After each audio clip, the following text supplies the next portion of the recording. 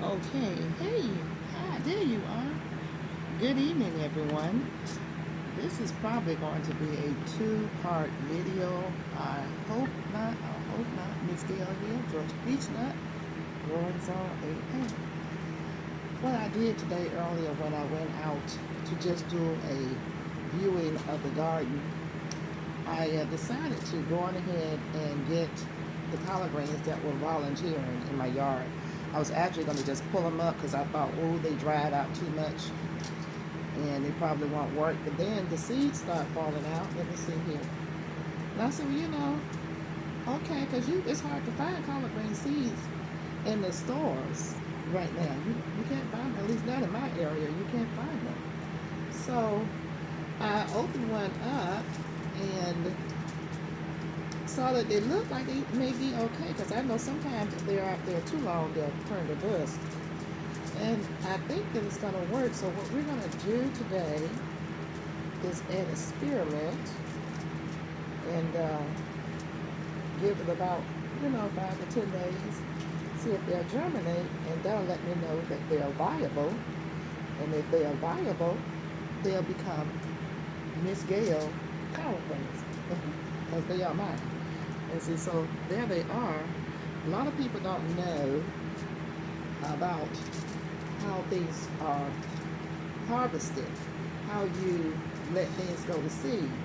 So these pods, for those who don't know, if you let your collard greens or anything like your brassicas or any plant stay out long enough, it starts going to seed. It flowers and then it goes to seed. It grows these little pods. These are little pods. And they're green at first. And then the longer they sit out there, they turn beige and then they turn dark brown. But these have been out there for a while. And so you take them when they look like this, maybe not this long, but look like this, and you just pop it open like you're shelling some peas or something. And inside of the shell, you will see, let's see if I can do this without dropping any. There's actually about 20 per, and I don't know if that's going to show up well enough for you to see it. The inside of there are your seeds. And I mean, you would never need to buy collard green seeds again, because you have about 20, if not 30, inside of each package. So what we're going to do today is take these and put them, let's see, I'm trying to watch my time, put them into this right here, these little pea pods. I'm going to see if they're going to work. Now let me backtrack. About 3 days ago, we used the peat pellets to do our, cabbage. I did the experiment of having cabbage being done inside the house on the heat mat. And I put one of these trays outside to see which one germinated the fastest. Well, this one won. See, 3 days later, it's already started. Let's see if you can see that. You may have to turn the light away somewhat. Yeah. So when the first one pops up like that, you take the dome off, and this is going outside. The one outside has not done anything, so what I'm going to do is bring it indoors and sit it on this heat mat. It may be too hot outside. It just may be too hot outside. And so, but this one won the race. The one that's indoors, sitting on the heat mat, and I'm going to leave it right here and put that light directly under it, because you don't need this anymore. You can put that away. So I just wanted to share that with you. If you go back to my video of about maybe 3 days ago, you will see where I did the cabbage, germination of cabbage, and I was trying to experiment out, and I'm trying to find my little pouch that I had to put these seeds in, but it doesn't matter because they're going to go. Oh, here it is. I have a little pouch, but I had already put some seeds in here. So I'm going to put the Miss Gail collards on here, because I plan to do all the seeds and put them in here. Gail's collards, today's date of it. What is today? Is it the 26th? I'm going to say the 26th. I may be wrong. It's September 26th, 23. So, now I've been doing Miss Gayle's College for several years, but I can't find my big bag, so I'm going to start again. What we're going to do is try not to lose these because they do roll around. Give yourself a little space, Miss Gayle. And I hope everybody's having a blessed evening. It's hot, honey. It is hot. On my earlier video, I tell you, I was about dead out there. I was talking fast and acting crazy because I was like, I need to get out this heat. It was hot when I was out there, but I knew I had to hurry up and do what I needed to do because I knew the sun was not playing. It was coming down on this field. So, what I'm going to do, now these are larger than the ones that we did before. These are larger discs, about like that. So I've already put the water in hot water. You can run your faucet water till it get real hot and then just pour it over it and watch it expand to this size. That's a big fat one, which means that you can leave the plant in there a little longer. So I'm just going to actually put 2 in each one. I'm going to put one over here and one over here. And I'll just show you what I'm going to do. And these are small seeds, so you don't have to make a big fuss. I'm just going to place it right there. And I used the toothpick and just fluff the, fluff the soil that's in there over it. And y'all can't see this, but let's see here. You really can't see it, but all I'm doing is taking the soil, let's see, it's still kind of dark over here, and just moving the toothpick around and just covering it up about 1/4 of an inch. You don't need it, not maybe that much. And I'm going to do each one of these, and I'm going to take the top that goes to this. This is just a food container. I didn't want to use the container that came in because it's for 36 and I did not want to do 36 right now. It's just a food container, and I'm just going to stick this like this on top. And as soon as I see some growth, take it off. So I have 10 in here right now. I packed 10 in. And then I'm going to set it on my Peachnut over here. Let it join the other things like the cabbage. It's going to share the heat mat. Set it right there. And then I'll just let it sit there until it shows me something green. Once it shows me something green, take the top off, and this goes outside. If it was winter time, cold, you would take the top off, put it on the heat mat under a light like this, but put the light a little bit closer. Bring it down a little bit closer. And you can grow indoors, but then you have to gradually get it used to the light outside. That's the downfall or the drawback. But we're in summertime.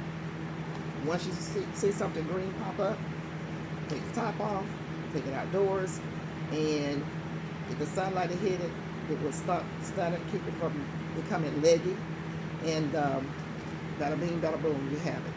So okay, I'm going to do the rest of them. You don't need to watch me do them. I will let you see me do the last one. One thing I forgot to let you know is the netting is closed up on these, so you want to pull the netting apart. Just open it up on each one of them. And so you just stretch it open. Not too far, but you want to open it up and give it some room. And like I said, I'm doing 2 in each one, and there are 10, which means it'll give me 20. So, okay, you guys, are down to my last 2, and we'll see what happens, how long it's going to take it to germinate. I just want to make sure the seeds that stay out there too long and get too dried out or whatever. And I'll bring you along. For those people who are new, I thank you for joining me. And yes, this is just a way of another way that you can germinate your seeds and grow your food uh, without the fuss of buying soil. You can do this right here. Everything that you need is inside of the pellets here that you have in this kit. This kit right here, I'll show it again for those of you who don't know. This is the 36 Jiffy Tomato Vegetable Greenhouse Kit with the peat pellets. Peat, P-E-A-T, with expanding peat pellets. And they look like this. I know y'all, some of y'all say, you said it before. Yeah, well, some people don't know, so I'm going to say it again. Because I want people to grow their own food. I don't want anybody to feel left out. The lighting is horrible over here. So let's see if I can fix that. Okay. So this is what it looks like. And it grows when you put water on it to look like this. And I love it. I love it. Now I do have videos on sterilizing seed starting mix if you're growing inside the house. So there are videos on that, and I would put that in the description if you want to go back and look at that video. But I think this is just a great way to get started. This is going to be 20 tolerant plants if they all germinate, and I'm also doing this for someone else. I have some outside, but it's not 20. I have 12. So it's some for them and some for me.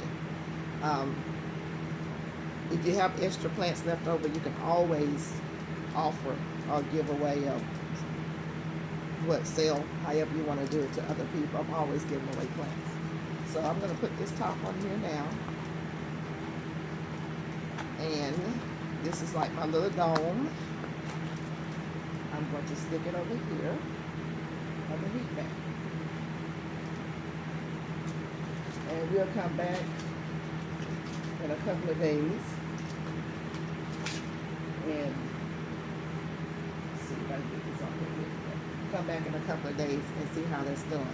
So, okay, I want to just bring you along for this short video. Yes, it's 12 minutes. And make sure you stay in touch. I get these emergency emails all the time about salmonella and all this other stuff in the food. And it's getting scary out there, y'all. It's really getting scary. I don't know if anybody else is watching or paying any attention, but it's really getting scary. We need to have a conversation about that. We need to know, if you get it, what do you take, what herbs you can use. If you happen to stumble upon it, see if I can turn this up. Stumble upon a situation whereas you become a victim of this. I'm sorry. I'm trying to turn you guys up. Let's see if I can work the camera there. Work the camera. There you go. I'm bringing you up just a little bit. It's getting kind of serious. Every day there's something about what's in our food that's making people sick, something in our drinks that's making people sick. And I'm going to start putting more stuff out there. It's got to be true. It's coming out too often. So we got to have a conversation about that, because we need to know what we need to grow if that happens to us, what we need to have already available in our garden. I'm sure people like T-Nog and G Mama Grows, all these people probably do know what you can take to combat whatever these bacteria that's being put in our food that's happening too often. What you can take to cure yourself of the sickness that you will have if you do happen to eat something or drink something that will make you sick. So let's have a conversation about that later on, okay?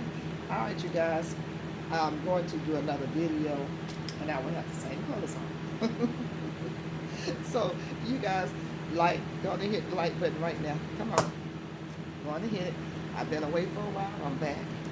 I am back. And trying to get back in the swing of things.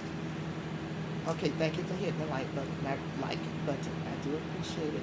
You guys have a blessed evening, and I will see you in the garden.